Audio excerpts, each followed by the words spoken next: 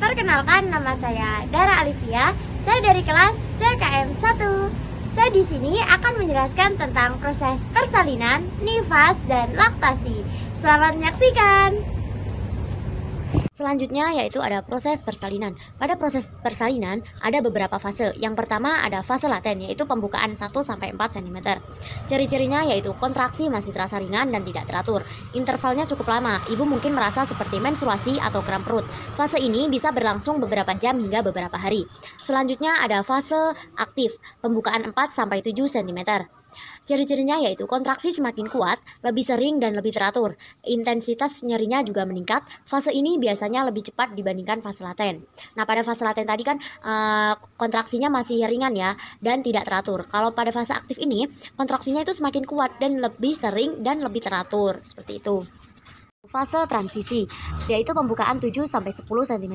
Ciri-cirinya, kontraksi sangat kuat dan hampir terus-menerus. Ibu terasa ingin mengejan, tetapi perlu menahannya sampai pembukaan benar-benar lengkap.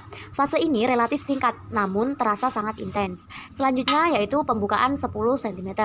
Saatnya mengejan ketika serviks telah membuka sepenuhnya hingga 10 cm.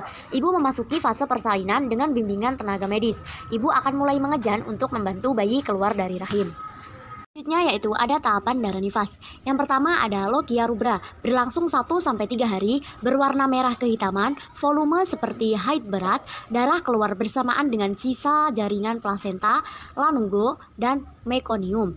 Selanjutnya ada logia sanguinolenta, berlangsung 3-7 hari, berwarna merah muda, volume mulai sedikit, darah keluar bercampur lendir. Selanjutnya ada logia serosa, berlangsung 7-14 hari, berwarna kuning kecoklatan, volume lebih sedikit, darah keluar mengandung sisa hormon dan sel darah putih. Selanjutnya yaitu logia alba, berlangsung selama lebih 14 hari, berwarna putih bening, merupakan tahap pemulihan, cairan mengandung selaput lendir serviks dan serabut jaringan yang mati. Selanjutnya yaitu ada tahapan penyusutan rahim. Pada hari pertama sampai hari kedua, rahim akan terasa keras dan terletak setinggi pusat. Tinggi fundus uteri sekitar 12-13 cm di atas simfisis pubis, tulang di bagian depan panggul. Nah, pada hari ketiga sampai hari keenam, tinggi fundus uteri menjadi sekitar 3 cm di bawah pusat. Rahim masih terasa cukup keras. Nah, pada hari ke-7 sampai ke-8, tinggi fundus uteri turun menjadi sekitar 5 cm di atas simfisis pubis. Rahim mulai terasa lebih lunak. Nah, pada hari ke-9, tinggi fundus uteri terus menurun dan sudah tidak teraba di atas simfisis pubis. Rahim semakin mengecil dan mengeras. Selanjutnya yaitu proses laktasi. Saat bayi lapar, ibu akan menyusuinya. Nah, hisapan bayi pada puting susu ini akan merangsang saraf di dalam payudara. Lalu, saraf di dalam payudara itu akan mengirim sinyal rangsangan ke hipotalamus. Lalu, hipotalamus akan mengeluarkan hormon prolaktin yang merangsang sel-sel kelenjar payudara untuk memproduksi ASI. Hipotalamus juga mengeluarkan hormon oksitosin yang memacu sel-sel otot di sekitar kelenjar payudara untuk berkontraksi. Kontraksi otot ini disebut dengan let down reflex yang menyebabkan ASI keluar. Selanjutnya yaitu struktur payudara. Yang pertama ada dinding toraks, dinding yang berada di belakang jaringan payudara. Ini ya.